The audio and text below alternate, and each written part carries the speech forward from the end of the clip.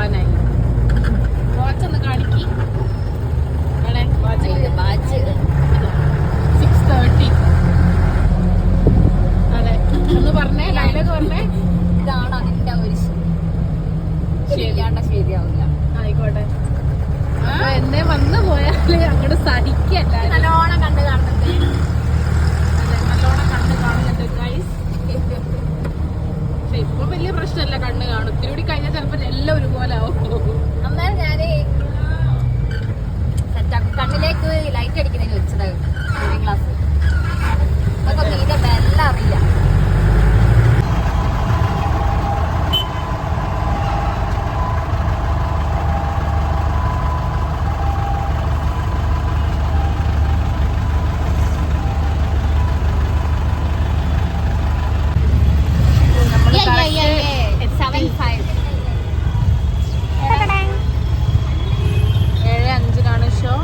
അല്ല 7:10 show.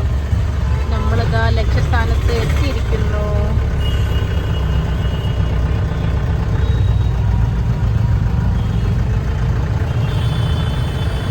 Diamond മോളിലേക്കാണ് പോകുന്നത്. ഞാൻ ആദ്യമായിട്ട് കേട്ടോ ഇവിടെ.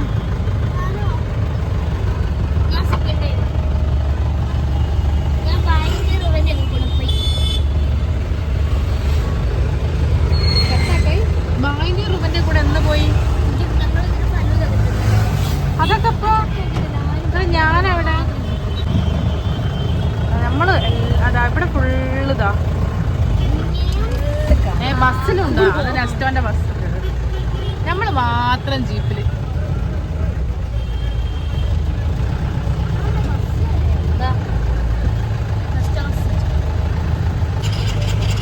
ദിലീപിന്റെ ഫിലിം കൊറേ കാലങ്ങൾക്ക് ശേഷം തിയേറ്ററിൽ പോയി കാണാം.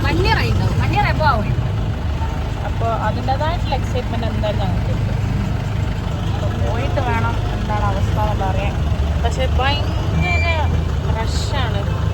പാർക്കിങ്ങിന്റെ അവസ്ഥ ഒരു ജഗ പോകാം. 7:10 ഷോ തുടങ്ങണ്ടോ?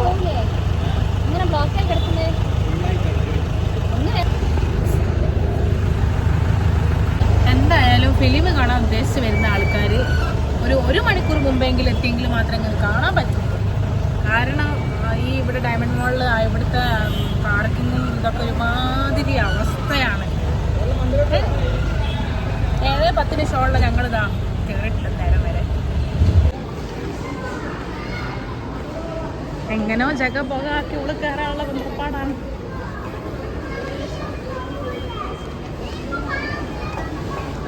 അല്ലു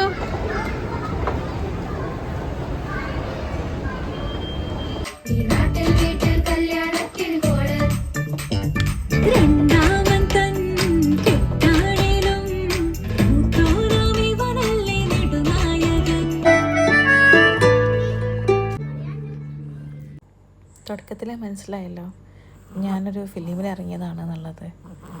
പ്രിൻസ് ഫിലിം കാണാൻ വേണ്ടിയിട്ട് പോയതാണ്. എന്തോ ദിലീപിൻ്റെ ഫിലിം കാണാൻ പൊതുവേ ഭയങ്കര ഇഷ്ടമാണ്. കുറേ ചിരിക്കാനുണ്ടാവും. അതൊരു ഫാമിലി എൻ്റർടൈൻമെൻ്റ് ആണെന്നുള്ളത് എല്ലാവർക്കും അറിയാലോ. പിന്നെ കുഞ്ഞാവിൻ്റെ 3ാമത്തെ ഫിലിമാണിത്. അവൾക്ക് എന്തോ ഭയങ്കര ഇഷ്ടമാണ് ഫിലിമൊക്കെ കാണാൻ. പ്രഗ്നൻസി ടൈമിൽ ഞാൻ ഫിലിം കണ്ടതുകൊണ്ടായിരിക്കും ഇനിയിപ്പോൾ അങ്ങനെ. പൊതുവെ അങ്ങനെ ആണല്ലോ പറയാറ്. അവൾ ഈ ചിരിച്ചുകൊണ്ടിരിക്കുന്നത് ബാക്കിലുള്ള ആൾക്കാരെ കണ്ടിട്ടാണ്. അവൾ പിന്നെ പോകുന്ന ആൾക്കാരോടൊക്കെ ഇങ്ങനെ ലോക്യം പറഞ്ഞിട്ടേ ഇരിക്കുള്ളൂ. ഉമ്മാൻ്റെ മോളല്ലേ, അങ്ങനല്ലേ വരൂ.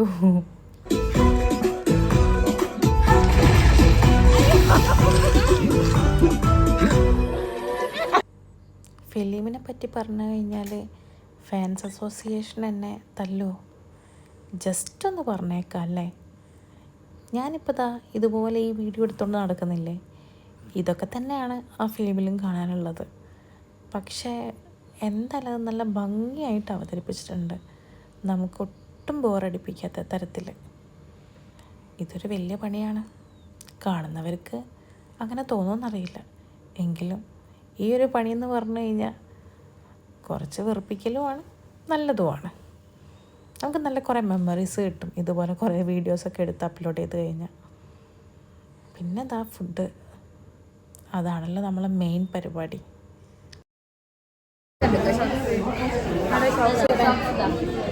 പൂച്ചക്കുട്ടിന്റെ കാല് അല്ലുന്റെ കണ്ണടയായിട്ട് വന്നിട്ടുണ്ട്. കുഞ്ഞാമിന്റെ കണ്ണട, അല്ലുവിന്റെ കണ്ണട കുഞ്ഞാമിന്റെ കയ്യില്. ഇത് വെക്കണോ? കണ്ണട വെക്കണോ? കുഞ്ഞാമിന്റെ സോക്സിന്റെ അടിയിൽ കണ്ടോ? നോക്ക്, കണ്ടോ പൂച്ചക്കുട്ടിന്റെ മാതിരി കേട്ടോ. അവള് നടക്കാൻ പോകുന്നുണ്ട് തോന്നുന്നു, അതിന് ഗ്രിപ്പ് കിട്ടണം തോന്നുന്നു. അങ്ങനെ കൊടുക്ക് അല്ലുക്കാക്ക് കൊടുക്ക്. ഇത് അല്ലുക്കാക്കന്റെ കണ്ണട. അല്ലുക്കാക്ക മനസ്സിലാറില്ലല്ലോ. അല്ലുവിനെ ഇജു അല്ലുക്കാക്കാന്നാ വിളിക്കല് കേട്ടോ, അല്ലുക്കാക്ക.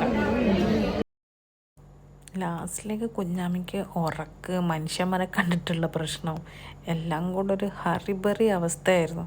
അവൾക്ക് ദേഷ്യം വരെ എങ്ങനെയെങ്കിലും ഒന്ന് പോയാൽ മതി എന്നുള്ളതായി. ഫേസെല്ലാം കണ്ടില്ലേ, എല്ലാം കൂടെ ഒരു മാതിരി അവസ്ഥ. പിന്നെ ഇങ്ങനെ വാശി പിടിപ്പിച്ച് എന്നെ ഫുഡ് കഴിക്കാൻ ഒട്ടും സമ്മതിച്ചതേ ഇല്ല. ടോപ്പ് ഫോമിൽ നിന്നായിരുന്നു കേട്ടോ ഫുഡ് കഴിച്ചത്.